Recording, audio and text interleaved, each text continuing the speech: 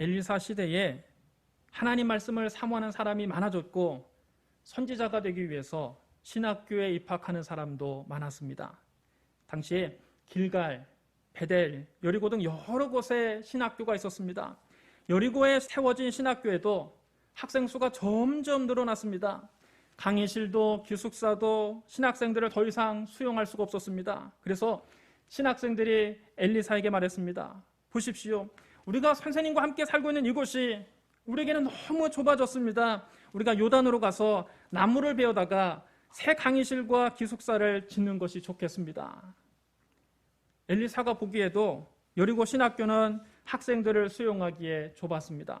그래서 학생들의 요구를 승낙해 주었습니다. 좋다, 가거라. 그러자 한 학생이 엘리사에게 함께 가자고 청했습니다. 선생님도 저희와 함께 가셔서 새 강의실과 기숙사를 어떻게 지으면 좋겠는지 지도해 주시지요. 그래?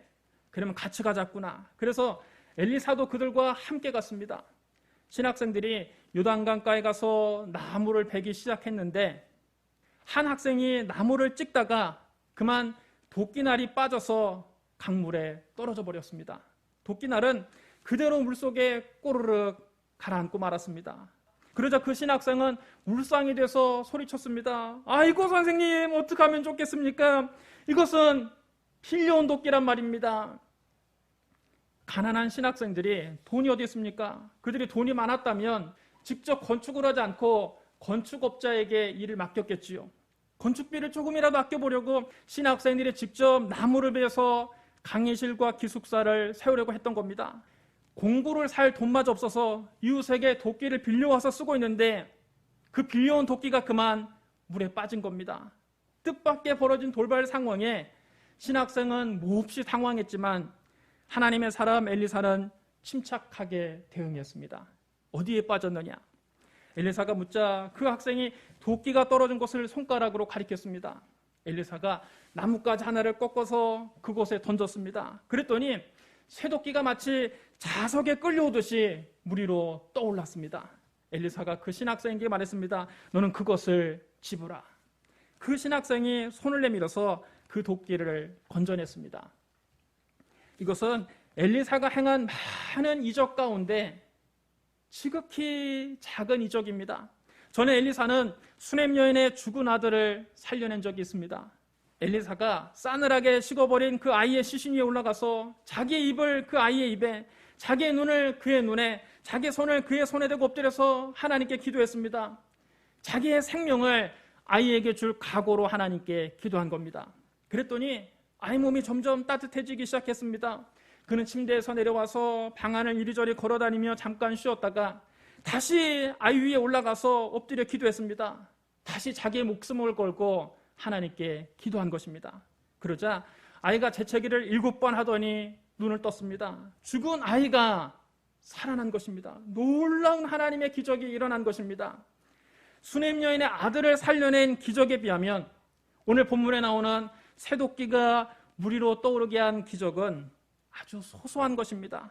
이것은 사람이 죽고 사는 문제가 아닙니다. 고작 빌려온 쇠도끼 하나를 잃어버렸다가 다시 되찾은 사건입니다. 그런데 이렇게 사소한 사건을 성경에 기록한 이유가 뭘까요? 디모데후서 3장 16절로 17절에 이렇게 기록되어 있습니다. 모든 성경은 하나님의 감동으로 된 것으로 교훈과 책망과 바르게 함과 의로 교육하기에 유익하니 이는 하나님의 사람으로 온전하게 하며 모든 선한 일을 행할 능력을 갖추게 하려 함이라. 성경에 기록된 모든 말씀은 하나님의 감동으로 기록된 것입니다. 성경의 모든 말씀에는 우리에게 주는 교훈이 있습니다.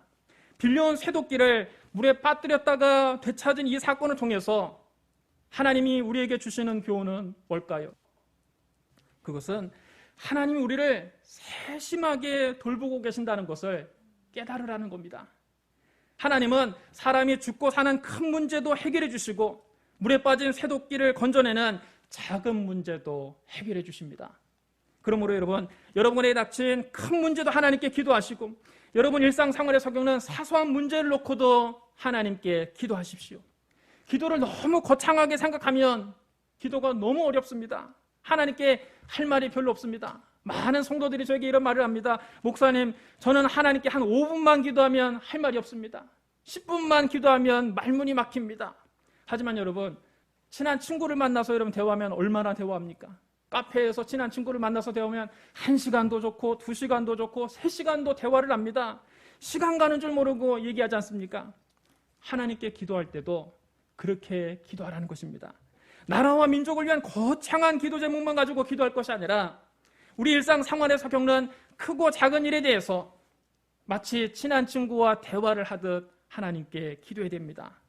하나님은 사람 목숨이 왔다 갔다 하는 큰 문제에만 개입하시는 것이 아니라 잃어버린 도끼를 되찾는 이런 작은 문제에도 개입하십니다.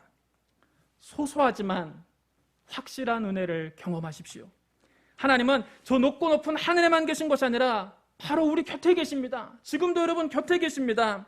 하나님의 은혜는 추상적인 것이 아니라 구체적입니다. 하나님의 은혜는 관념적인 것이 아니라 실제적입니다. 하나님의 은혜는 뚱구름 잡는 얘기가 아니라 손에 잡히는 체험입니다. 하나님의 은혜는 우리 머릿속으로 상상하는 막연한 것이 아니라 실제 우리의 삶에서 체험하는 확실한 겁니다. 왜냐하면 우리 하나님은 살아계시기 때문입니다. 우리가 믿는 하나님이 죽은 하나님이라면 이런 기적은 일어나지 않습니다. 죽은 신은 아무리 불러도 응답하지 않습니다. 죽은 신에게는 아무리 백날 빌어도 아무런 일도 일어나지 않습니다. 하지만 우리 하나님은 살아서 지금도 우리 곁에 계시기 때문에 우리의 작은 신음에도 응답하십니다. 우리가 작은 문제를 가지고 고민할 때에도 하나님은 그 문제에도 응답하십니다. 따라서 살아계신 하나님께는 우리의 걱정, 근심을 다 맡길 수 있는 겁니다. 여러분의 일상생활에서 손에 잡히는 확실한 은혜를 체험하십시오. 하나님의 세심한 돌봄을 경험하시기를 주님의 이름으로 축원합니다. 쇠도끼를 물에 빠뜨린 신학생이 울상이 됐던 이유는 그 도끼가 자기 도끼가 아니라 빌려온 것이기 때문이었습니다. 이것은 영적인 문제가 아니라 채무 문제입니다. 하나님은 그 채무 문제를 해결해 주셨습니다. 많은 사람이 하나님에 대해서 오해합니다. 하나님은 우리의 영적인 문제에만 관심이 있고 우리 일상생활에 대해서는 무관심할 것이라고 착각합니다. 사람들은 또 기도에 대해서도 오해합니다. 성령 충만을 위해서 기도하는 것은 굉장히 수준 높고 성숙한 기도이고 본 문제 때문에 기도하는 것은 굉장히 유치한 기도라고 잘못 생각합니다. 여러분, 그게 잘못된 생각입니다. 좋은 아버지는 자녀의 학업 성적에만 관심 있는 것이 아니라 자녀의 친구 관계나 자녀의 건강 상태에도 관심이 있습니다. 우리 하나님 아버지도 우리 영혼의 문제에만 관심 있는 것이 아니라 우리의 범사와 우리의 건강에도 지대한 관심을 가지고 살펴보십니다. 하나님은 우리 영혼만 구원하시는 것이 아니라 우리의 범사가 잘 되고 우리 육체가 건강하기를 간절히 원하십니다. 성경은 말씀합니다. 사랑하는 자여, 네 영혼이 잘됨같이 네가 범사에 잘되고 강건하기를 내가 간구하노라. 하나님은 여러분의 범사가 잘되기를 원하십니다. 그러므로 여러분의 실생활에 문제가 있다면 그 문제를 놓고 부끄러워하지 말고 이거 유치한 기도가 아닌가 뒤로 물러가지 말고 그런 문제를 놓고도 하나님께 간절히 부르짖어 기도하시기를 주님의 이름으로 축원합니다. 우리가 하나님께 부르짖어 기도하면 하나님 우리의 상상을 초월하는 방법으로 응답하십니다. 하나님 말씀하셨습니다. 너는 내게 부르짖으라. 내가 너에게 응답하겠고 네가 알지 못하는 크고 은밀한 일을 너에게 보이리라. 우리가 하나님께 부르짖어 기도하면 하나님 우리가 알지 못하는 크고 은밀한 방법으로 우리의 문제를 해결해 주십니다. 고린도전서 2장 9절에도 이렇게 기록되어 있습니다. 기록된 바 하나님이 자기를 사랑하는 자들을 위하여 예비하신 모든 것은 눈으로 보지 못하고 귀로도 듣지 못하고 사람의 마음으로 생각하지도 못하였담과 같으니라. 하나님은 우리가 과거에 눈으로 본 적도 없고 귀로 들어본 적도 없고 마음으로 생각지도 못한 방법으로 문제를 해결해 주십니다. 로마서 11장 33절로 36절에도 이렇게 기록되어 있습니다. 깊도다 하나님의 지혜와 지식의 풍성함이요 그의 판단은 헤아리지 못할 것이며 그의 길은 찾지 못할 것이로다. 누가 주의 마음을 알았느냐? 누가 그의 모사가 되었느냐? 누가 주께 먼저 드려서 갚으심을 받겠느냐? 이는 만물이 주에게서 나오고 주로 말미암고 주에게로 돌아갑니다. 그에게 영광이 세세 있을지어다. 아멘. 하나님의 지혜와 지식은 우리가 헤아릴 수 없습니다. 물에 가라앉은 쇠도끼가 중력을 거스르고 물 위로 떠오를 줄을 누가 알았겠습니까? 하나님은 우리의 상상을 초월하는 방법으로 일하십니다. 그러므로 우리가 문제를 하나님께 맡기고 기도하면 하나님께서 하나님의 때에 하나님의 방법으로 응답해 주십니다. 어떤 사람은 기도를 할 때 자기가 답을 다 정해놓고 하나님께 자기가 정한 대로 해달라고 통보를 합니다. 하나님, 저는 우리 아들이 스카이에 들어갔으면 좋겠습니다. 나는 다른 대학은 모릅니다. 스카이 합격해 주세요. 아몰랑. 그것은 내가 주인이고 하나님을 내 종처럼 부리려는 태도입니다.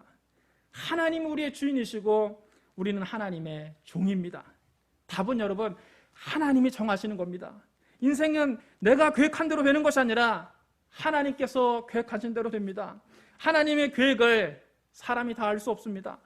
전도서 3장 11절에 이렇게 기록되어 있습니다. 하나님이 모든 것을 지으시되 때를 따라 아름답게 하셨고 또 사람들에게는 영원을 사모하는 마음을 주셨느니라. 그러나 하나님이 하시는 일의 시종을 사람으로 측량할 수 없게 하셨도다.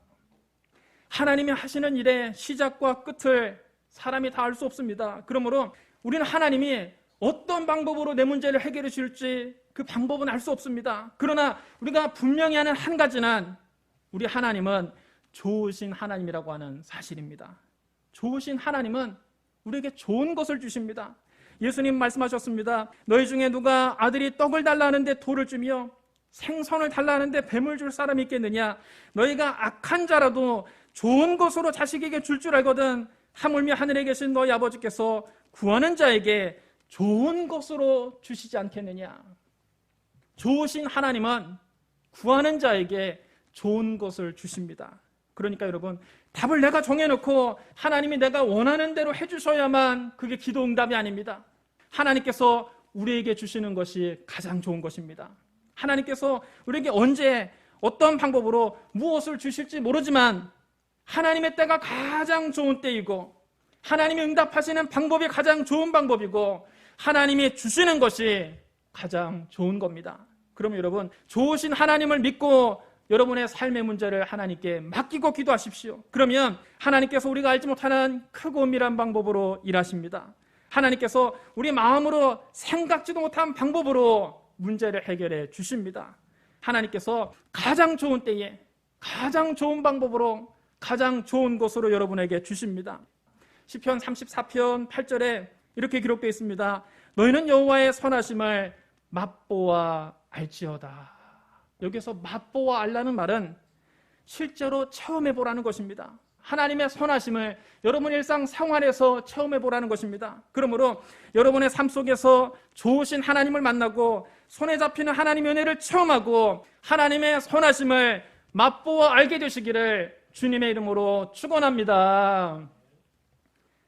신약시대에 예수님께서 가버나움에 이르셨을 때 성전세를 받는 사람들이 찾아와서 베드로에게 말했습니다. 너희 선생은 반세겔을 내지 않느냐? 여기서 반세겔은 유대 남자라면 누구나 1년에 한 번씩 성전을 위해서 바쳐야 하는 성전세를 말합니다.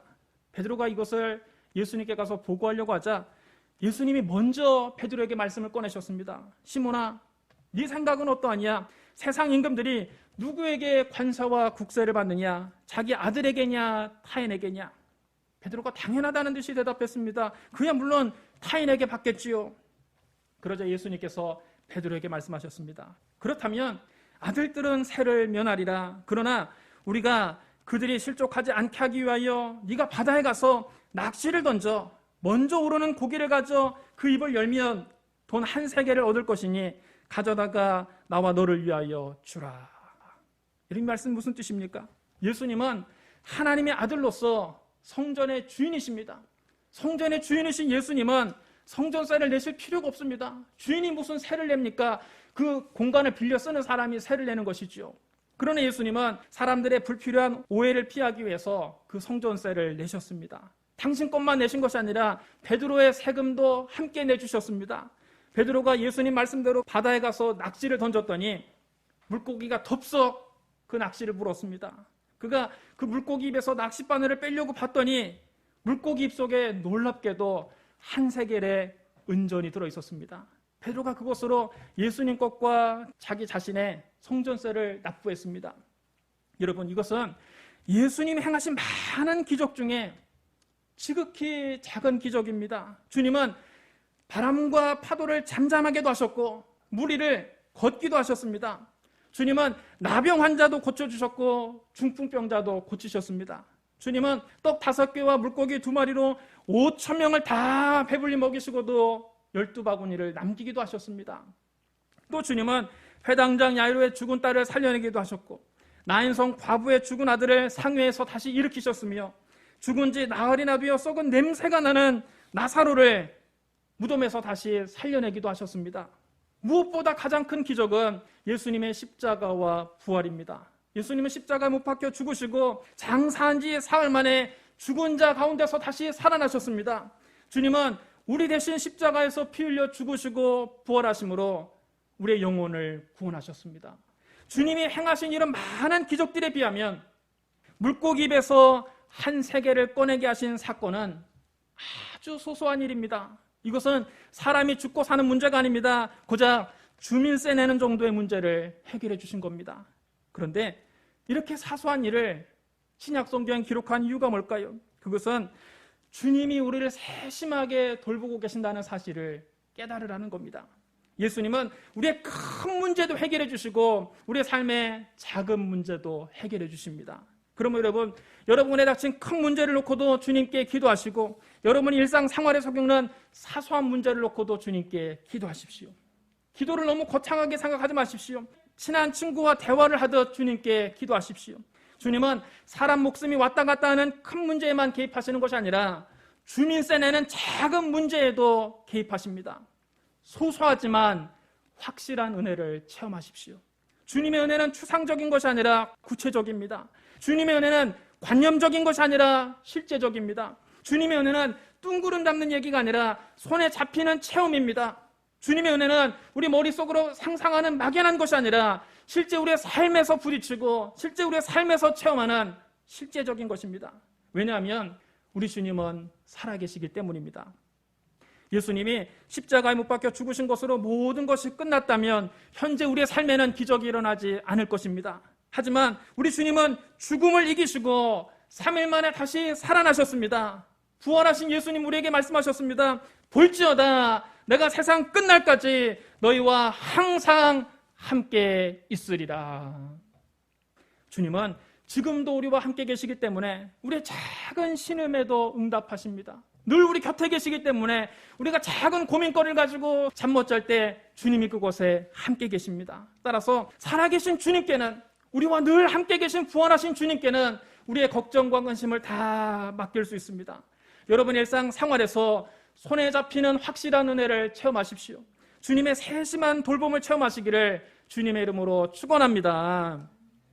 베드로가 물고기 입에서 한 세겔을 꺼낸 것은 영적인 문제가 아니라 세금 문제였습니다. 주님은 베드로와 당신의 세금 문제를 해결해 주셨습니다. 주님은 우리 영혼만 구원해 주시는 것이 아니라 일상생활의 문제도 해결해 주십니다. 주님은 말씀하셨습니다. 너희는 이렇게 기도하라. 오늘 우리에게 일용할 양식을 주시옵고. 여러분 따라해 주시기 바랍니다. 오늘 우리에게 일용할 양식을 주시옵고. 우리 일상생활의 문제를 놓고도 주님께 기도하라는 뜻입니다. 그러므로 여러분, 우리는 세금 문제를 놓고도 주님께 기도할 수 있습니다. 우리가 주님께 부르짖어 기도하면 주님 우리의 상상을 초월하는 방법으로 응답해 주십니다. 물고기 입속에 성전세에게 딱 맞는 금액이 들어있을 줄 누가 알았겠습니까? 한 사람이 반세겔씩 내대는데 예수님은 베드로와 당신의 세금을 해결하기 위해서 물고기 입속에 한 세겔짜리 은전이 들어있게 하셨습니다. 그럼 여러분, 주님이 우리 문제를 어떤 방법으로 해결할지는 우리가 알 수 없습니다. 그러나 우리가 분명히 한 가지 아는 것은 주님은 누구보다 우리를 사랑하신다는 그 사실입니다. 세상에 여러분, 나를 대신해서 십자가에서 대신 죽어주신 사람이 여러분 누가 있습니까? 여러분 남편이 여러분을 대신해서 십자가를 질 수 있습니까? 여러분 아내가 여러분을 대신해서 십자가에서 못 박혀 몸을 찢고 피를 흘릴 수 있습니까? 여러분 자식들이 여러분을 대신해서 십자가를 대신 질 수 있습니까? 아무도 못합니다. 나를 위해서 당신의 목숨까지 버리신 주님께서 우리에게 무엇을 아끼시겠습니까? 예수님은 우리에게 가장 좋은 것을 주십니다. 답을 내가 정해놓고 내가 원하는 대로 주님이 해주셔야만 그게 기도응답이 아닙니다. 주님이 우리에게 주시는 것이 가장 좋은 것입니다. 그러므로 우리를 위해서 십자가를 짊어지신 예수님을 믿고 여러분의 삶의 문제를 주님께 맡기십시오. 그러면 주님의 가장 좋은 때에 가장 좋은 방법으로 가장 좋은 것을 우리에게 주십니다. 여러분 일상 생활 속에서 살아계신 주님을 만나고 손에 잡히는 은혜를 체험하시기를 주님의 이름으로 축복합니다. 우리 기도하겠습니다. 사랑과 은혜가 풍성하신 하나님 아버지, 하나님께서 우리에게 닥친 큰 문제도 해결해 주시고 작은 문제도 해결해 주시니 감사합니다. 예수님께서 우리의 영혼도 구원해 주시고 우리 생활의 실제적인 문제도 해결해 주시니 감사합니다. 우리 삶의 크고 작은 문제를 주님께 맡깁니다. 살아계신 하나님의 세심한 돌보심을 우리의 삶 속에서 체험하게 하여 주시옵소서. 하나님의 선하심을 맛보아 알게 하여 주시옵소서. 우리의 작은 신음에도 응답하시는 좋으신 하나님을 찬양합니다. 예수님 이름으로 감사하며 기도드리옵나이다. 아멘.